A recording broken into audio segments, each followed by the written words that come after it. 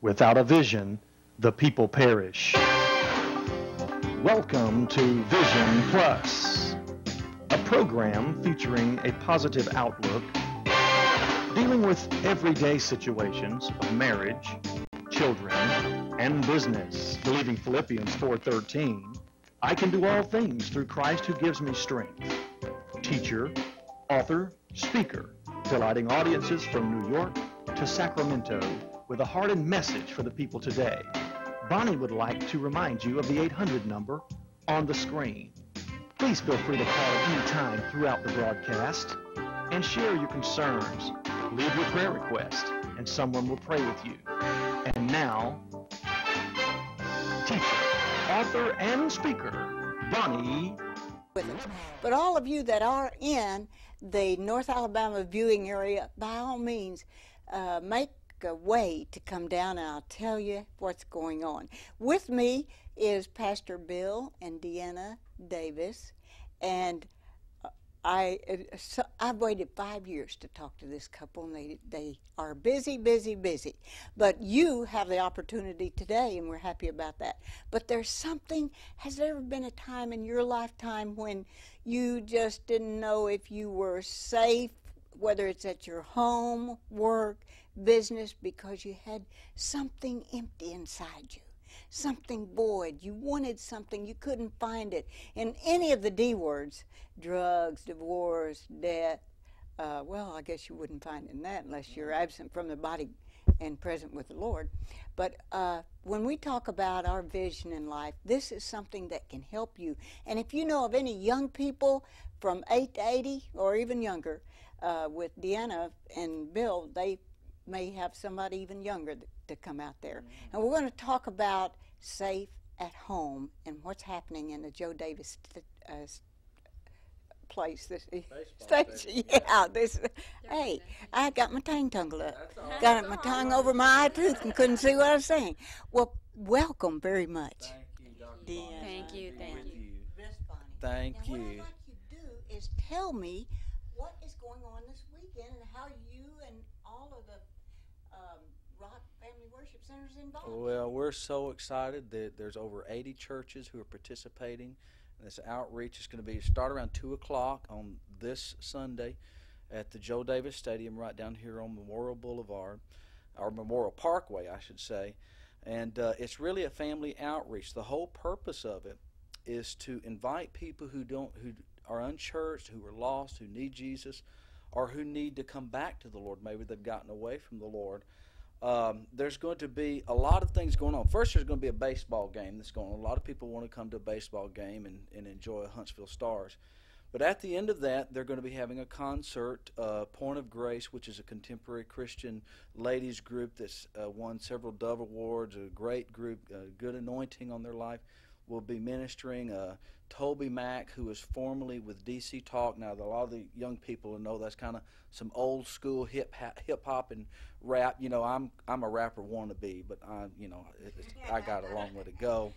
But anyway, Toby Mack is going to be there and sharing as well. And then Rick Burgess, who is with the #1 radio talk show in Huntsville, Rick and Bubba, a lot of people will be familiar with. Well, he's a Christian, and he's going to give his testimony and share. And then one of my favorites is going to be the characters from VeggieTales. I believe Bob the Tomato and Larry the Cucumber is going to be with us. So that you see, really, there's a whole range for the whole family. And then really the point, Bonnie, is at the end, Scott Dawson, who's an associate evangelist with Billy Graham Ministries, will stand on home plate, and he will talk about how, when you slide in home and the umpire calls you safe, he says, our goal is that when we die, is that when we slide into home in heaven, that we want the heavenly umpire to say, you're safe.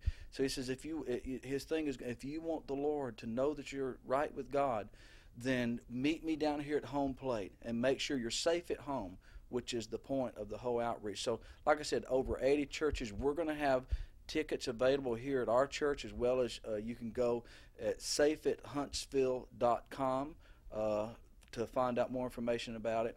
You call here at the church, 533-9292, 533-9292. We've got tickets here. Or you can just show up, and they'll have tickets at the gate at the Joe Davis Stadium. So we're really excited about it. Should be thousands. I love seeing the videos of them. Right. And how much are the cost of the tickets? It's $5 for the tickets, and we've sold over 7,000, 8,000, I guess now. And we're expecting to be a lot of people to be there that night. It looks like the weather's going to be good. It's a nice, good, warm, hot August afternoon and evening for the parents, because we know school's going to be starting back. It'll start around 2, but it should be done right around 8 o'clock, so everybody know about what time to get home after that. Now, were you always a turned-on, committed Christian? No, it's a loaded question. No. Let's hear something about your sister and Deana. Actually, I've been a believer now for 25 years, and I come from a broken home, divorce, abuse, a lot of generational curses, just a lot of stuff. You go back up my family tree, you see just a lot of things that were there.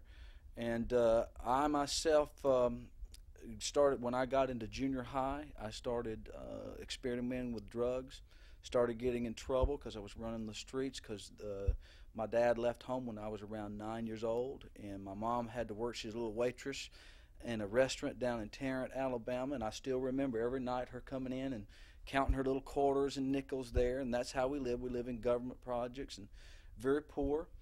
But I started messing around with drugs, hanging around with the wrong people. Before long, I thought I had hold of it, but it got hold of me. Interestingly enough, during that time, I had found while I was in junior high and high school that I had a gift of athleticism, was a good football player. And by the time I'd gotten to high school, I had colleges offering me scholarships, one of which was University of Alabama and Coach Bear Bryant. I want to play for you, Bear. Yes. And but because the drugs began to take a more firm hold of my life, I ended up giving up what was a love for me at that time to play football, and even dropping out of high school, to where it ended up, long story short, because you ask a loaded question now, Bonnie, but a 7-year drug addiction, gotten in trouble, had been in jail with the police, and mainly because I've gotten caught with drugs. And I just knew as I was going, I was self-destructing. I would go to the bars and go hang out and party, sing, but I'd come back home, I'd lay in bed at night and stare at the screen and say, where's this going? And I looked down the road, Bonnie, and I could see that my life was headed nowhere. There was no hope. In fact, I had thoughts of suicide, of thinking, I just don't see any hope in my life. And at that time, I cried out to God. Now, I didn't know God, but I believed that there was a God. And I said, God, if you're up there, if you can hear me, I'm really messing this thing up. And if you'll help me. Well, it wasn't long after that, a couple of weeks later, I had just got through smoking some marijuana, so I was all nice and high and sitting watching TV one Saturday afternoon. My sister, who had been interceding for me, and my mother as well, my sister came walking in the door, and she says, can I pray for you? And I'm like, hi. I'm like, yo, go for it. And she's like, so she started praying for me, and then she started prophesying over me. Now, I'd never heard anything like that. And how did you know what it was? Well, now I know what it was. I didn't know what it. All I knew. What was she saying? Well, what types she of things? started out praying for, Lord, I just pray for Bill that you'll help him, and I could understand that. But then she said it changed because she started speaking in another language. And I'm like, wow, my sister knows Latin or Spanish. I didn't know that. And then she went back into English and started saying, for I, the Lord your God, am calling you out of the darkness. I've put a call on your life. You will preach my gospel, not on this nation, but other nations. And I'm like sitting there, I'm still going, dude, far out. I mean, wow. And I'd never heard anything like that. Well, when she had done, she left, and I was like, what in the world was that? It wasn't long after, this is real key, I was searching, and I was thinking, well, do I need to go to church, read the Bible, what do I need to do? Well, a friend that I used to get party with said, Bill, I'm going to go to church Saturday night. Would you want to go with me? I said, you know what? I've been thinking about going to church. Yes, I'm going to go with you. Well, I went, and after a couple of times I went, and at the end, the minister said, if you're here and you need to give your heart to the Lord, raise your hand. Well, I raised my hand, and I went down and gave my heart to the Lord. But you know what? That was the first. And then I went back out and lit up a cigarette and went home and got high. Now, this would really mess him. But God was still dealing with me, though. He hadn't given up on me. And I'd already said that week, I said, I need to give my heart to the Lord. I know I want to. So I said, here's what I'm going to do. Next Sunday morning, I'm going to go to church, and I'm going to walk to that. I'm going to give my life to the Lord.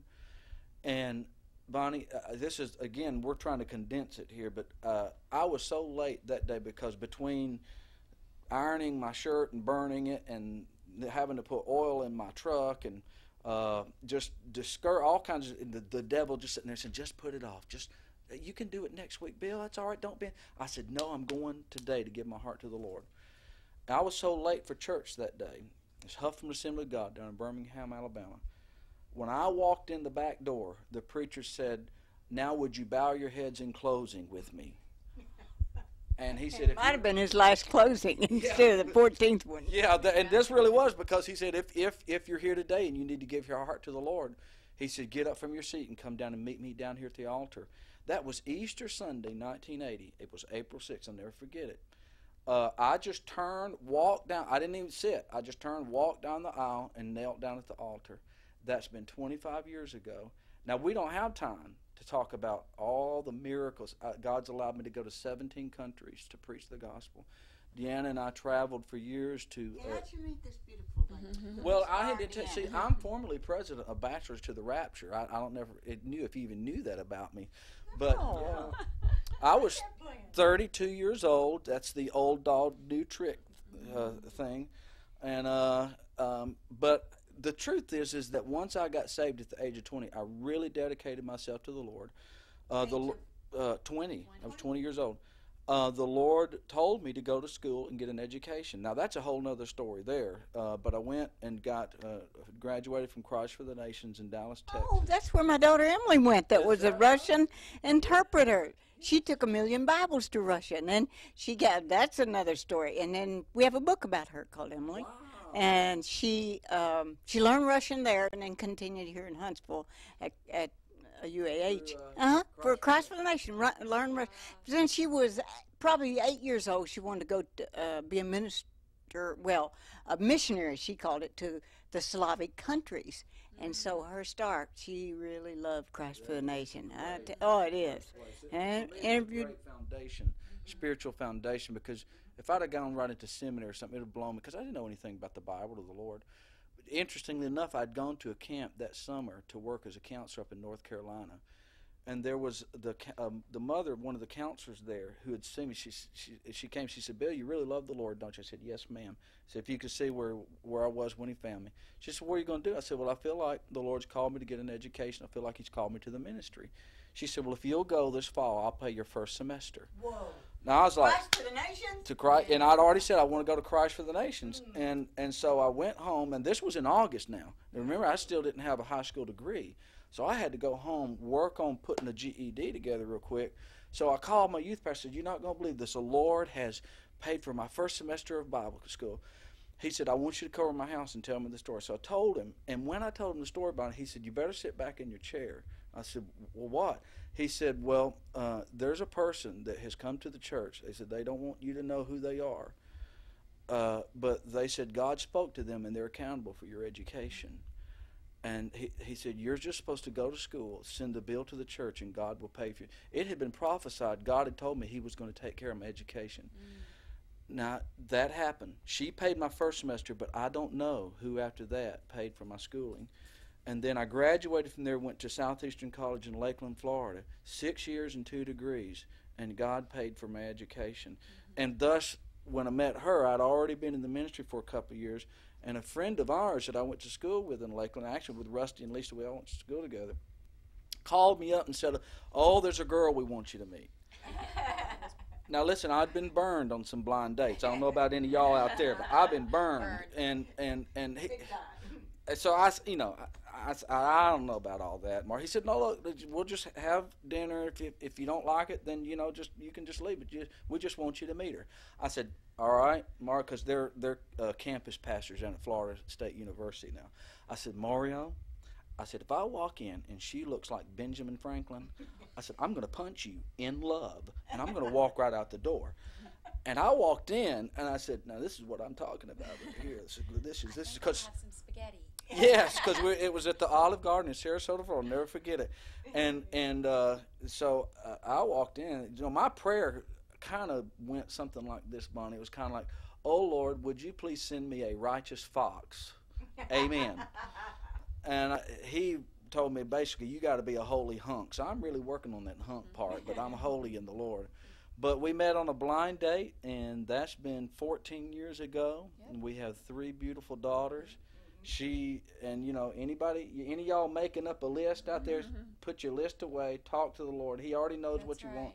Because this lady has exceeded any dreams that I've ever had. She's a woman of God, and she's my righteous babe, and I'm thankful she's in my life. And you had actually gone on with Lisa to Oregon or somewhere and did some ministry. Well, in Spokane, we went to the healing rooms out there in Spokane, Washington, and that was about 3 years ago. And so, unbeknownst to me, God has just really birthed that in my heart about health and about just bringing healing, a deep healing. You know, we are created spirit, soul, and body. And it's our soul that gets mixed up sometimes because it's the will, mind, and emotions. And that's what we have to fight with. That is, this body that we live in right today is just a tent, and it's our flesh, and it's the body. And then we have our mind, will, and our emotions.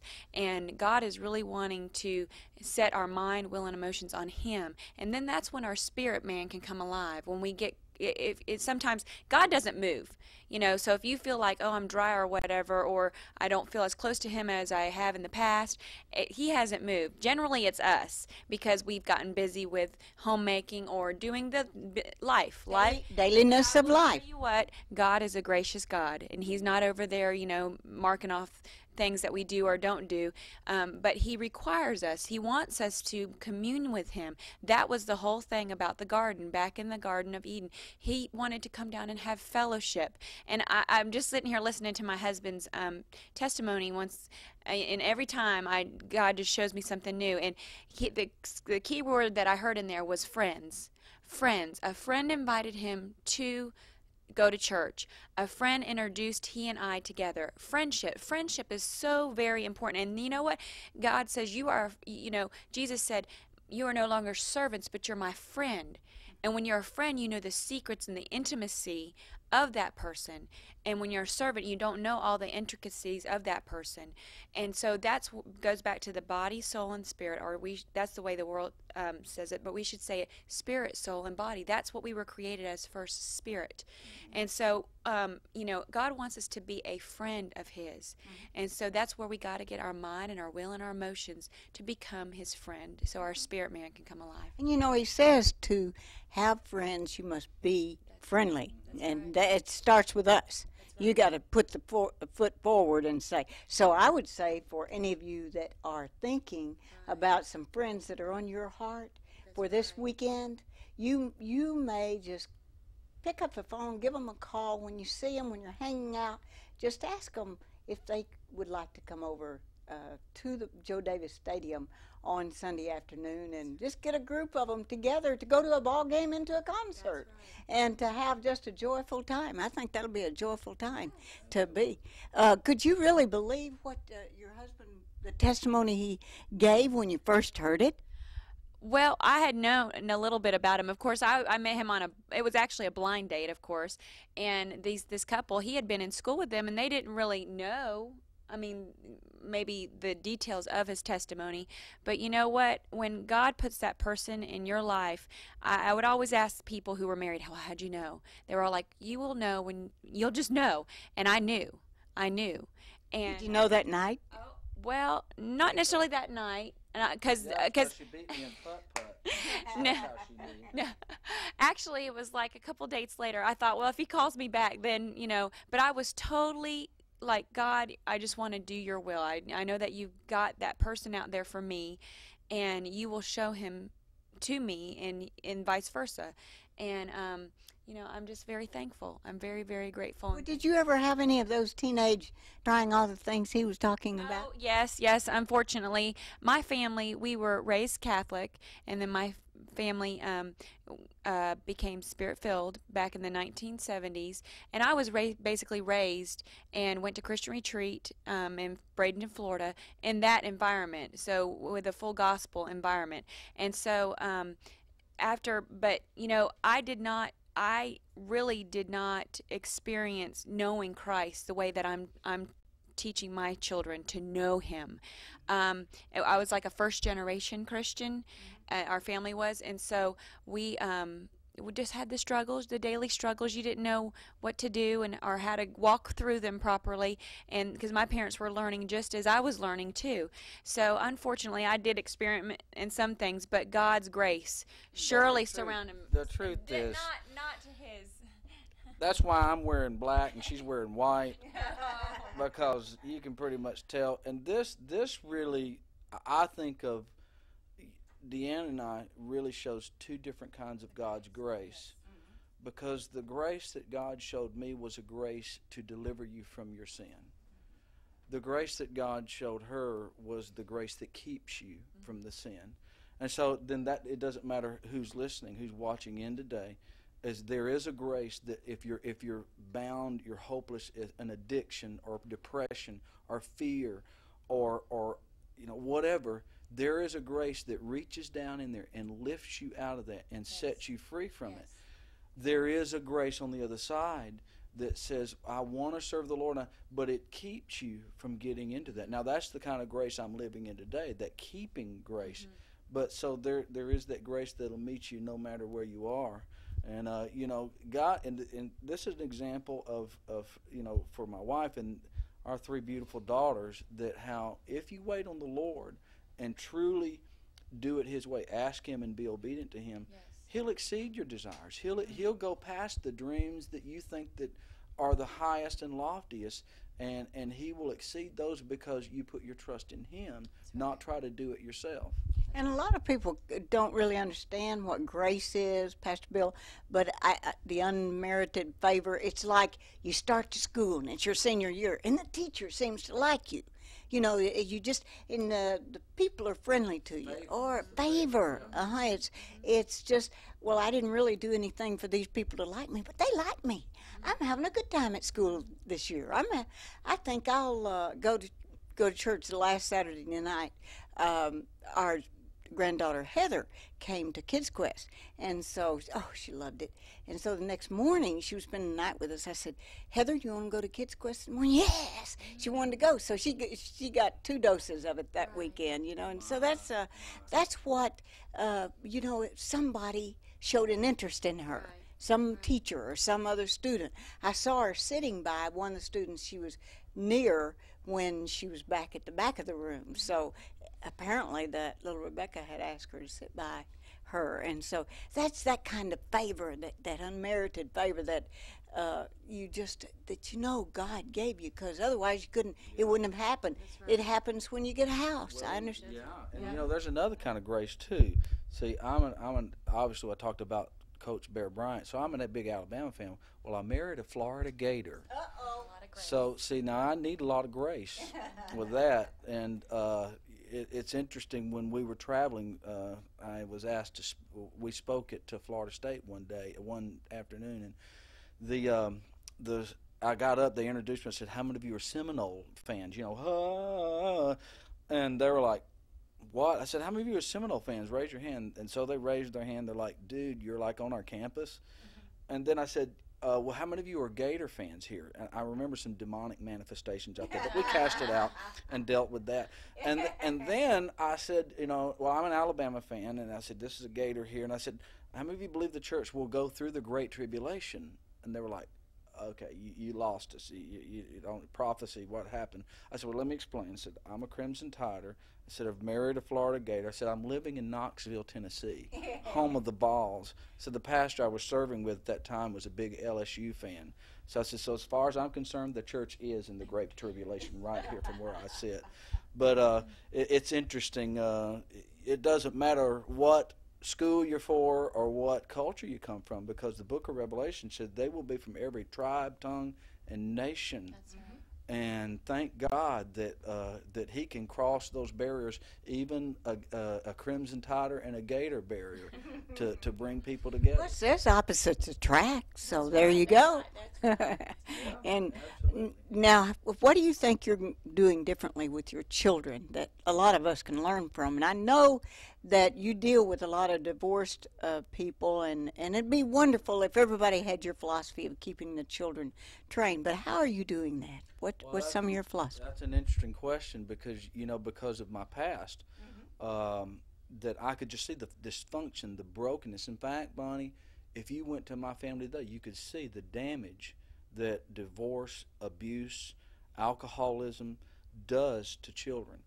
So when I committed my life to the Lord, the one thing I knew, I didn't know how to raise a family the right way. One thing I did know, I knew how not to do it.